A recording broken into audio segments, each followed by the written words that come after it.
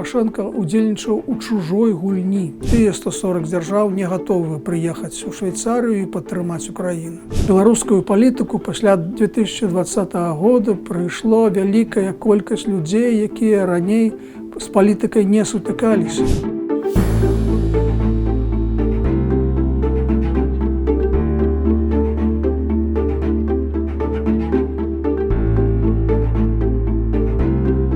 Украина и Захад задумывали саммит миру в Швейцарии как некая такая форма створения проукраинской коалиции с большасці краін свету дзеля аказання ціску на Россию, каб яна была вымушана неким чынам под ціскам міжнароднай супольнасці прыняць тую формулу миру, якую прапанаваў Владимир Зеленский. Грунтавалася гэта ідэя на тым, што Арганізацыя Аб'яднаных Нацый, 140 дзяржаў падтрымлівалі рэзалюцыю, якая асуджае расійскую агрэсію. Аднак в рэальнасці выявілася, што вось тыя 140 дзяржаў не гатовы прыехаць у Швейцарыю і падтрымаць Украіну. Прыехалі толькі каля 80, і тое не ўсе падтрымалі выніковую рэзалюцыю, тым больш краіны БРИКС. Тым не менш, выніковая рэзалюцыя швейцарскага самміту прадугледжвае пункты, якія хутчэй на карысць Украіны.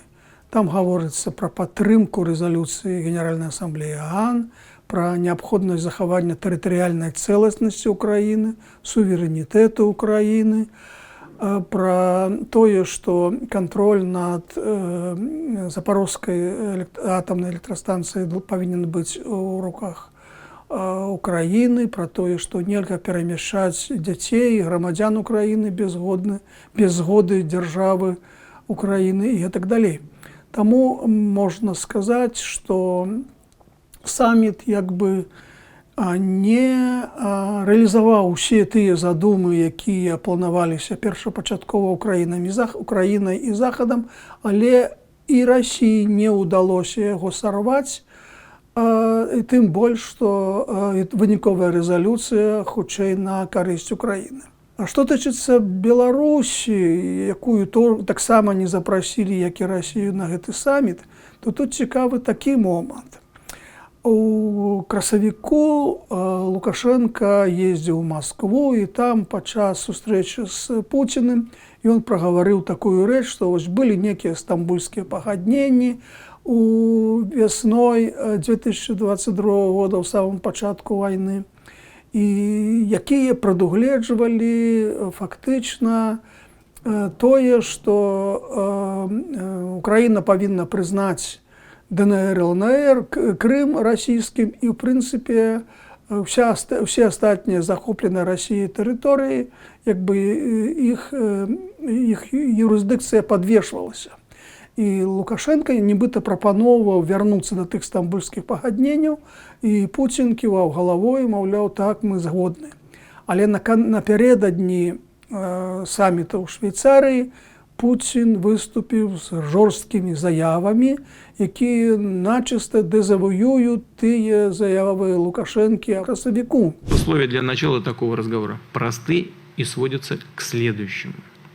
Украинские войска должны быть полностью выведены из Донецкой, Луганской народных республик, Херсонской и Запорожской областей. Причем, обращаю внимание, именно со всей территории этих регионов в пределах их административных границ, которые существовали на момент их вхождения в Украину. Также официально уведомят об отказе от планов вступления в НАТО. То бок эта позиция вельмі жорсткая, гэта позиция капитуляции Украины и Захада перед российской агрессией.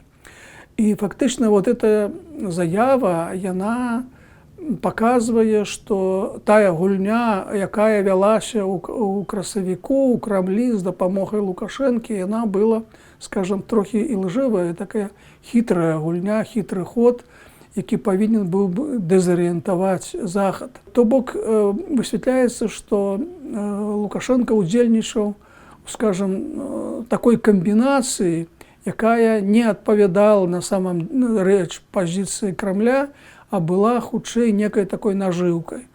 Ну, мне падаецца, што для нармальнага палітыка сітуацыя была б трохі не вельмі прыемная. Я маю на ўвазе тое, што Лукашенко удзельнічаў у чужой гульні. Ну, але всякую расійскую гульню ён цяпер успрымае як сваю. Саміт, на мой погляд, ніяк не наблізіў завяршэння вайны, перамір'я, некія перамовы пра мір і гэтак далей. Тым больш, што вось гэтая заява Пуціна пра патрабаванне капітуляцыі Украіны як першапачатковая умова, папярэдняй умовы на пачатку перамоваў сведчыць пра тое, што бакі па-ранейшаму вельмі далёка ад нейкага мірнага вырашэння гэтага канфлікту, гэтай вайны. На Нацыйнай радзе новага склікання востры канфлікт. Коаліцыя большасці на чале з Паўлам Латушкам правяла рашэнне аб прыпыненні дзейнасці ранейшага статуту рады. Аднак апаненты кааліцыі, прынамсі блок Пракоп'ева, Ягорова і нашая справа, заяўляюць, што рашэнне большасці не мае сілы, бо не мела належнага кворуму. Ну, не будем заглыбляцца ў юрыдычны бок спрэчкі, пагаворым пра палітычны. Як вам бачыцца, чаму ўвогуле ўзнік гэты канфлікт? Я думаю, што, як і ў любым канфлікце, тут могуць быць розныя прычыны. Як палітычны канфлікт, яго можна тлумачыць праз персанальныя альбо нейкія працэдурныя рэчы. Я асабіста не бачу праблемы ў тым, што ў некаторых людзей ёсць прага да ўлады ў палітычных органах, палітычная барацьба, лоббінг і некаторыя канфлікты з'яўляюцца нармальнай з'явай для многіх краін. Адметным момантам цяперашняга палітычнага жыцця на гэтым тыдні стаў канфлікт у каардынацыйнай радзе. Ну, канфлікты ў палітыцы – гэта нармальная рэч. Палітыка вельмі канкурэнтнае асяроддзе, бо сутыкаюцца розныя інтарэсы.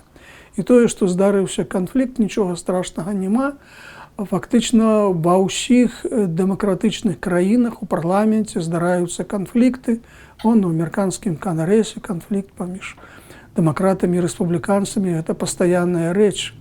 Таму я б не надаваў вялікага розгаласу гэтаму пытанню. Проста у беларускую палітыку пасля 2020 года прыйшло вялікая колькасць людзей, якія раней з палітыкай не сутыкаліся.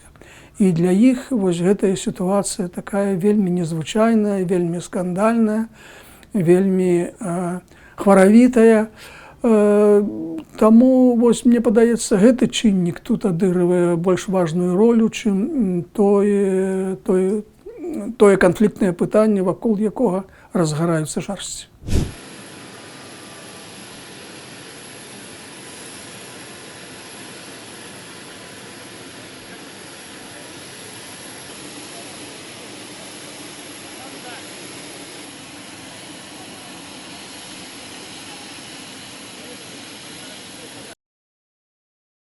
Візіт Владзіміра Пуціна ў Паўночную Карею, які здарыўся сапраўды ўпершыню за 25 гадоў, ну, гэта падзея такая знакавая і цікавая. Пра што яна сведчыць? Яна сведчыць пра вялікую ізаляцыю, у якую трапіла Расія. І ў рамках гэтай ізаляцыі яна спрабуе стварыць некую кааліцыю з краін-ізгояў і гатовая сябраваць нават з такімі дзяржавамі, з такімі рэжымамі, якія з'яўляюцца самымі адыёзнымі ў свеце. Зараз гаворка пра Паўночную Карею. Это самая адыёзная краіна ў свеце, самая падсанкцыйная краіна ў свеце. Ніякая краіна ў свеце больш не атрымала такой вялікай колькасці санкцый, як Паўночная Карея, якая гатовая ігнараваць любыя міжнародныя правілы дзеля атрымання некай валюты, гатовая гандляваць наркотыкамі, гатовая прадаваць зброю, гатовая пастаўляць працоўную сілу і гэтак далей. І тое, што Пуціну спатрэбіўся саюз з такой краінай, ну гэта вельмі паказальна тое, в якой сітуацыі апынуўся Пуцін і апынулася Расія. Як сказаў Пуцін, гаворка ідзе пра стратэгічнае партнёрства. Расіі патрэбна карэйскія боепрыпасы, карэйскае ўзбраенне. Гэта таксама вельмі паказальна. У Расіі сваіх не хапае, таму даводзіцца звяртацца за дапамогай нават да Паўночнай Карэі. Ну, што ж, гэта сведчыць пра тую, скажам так, няпростую сітуацыю, в якой апынуўся Крэмль сёння, у цяперашні момант.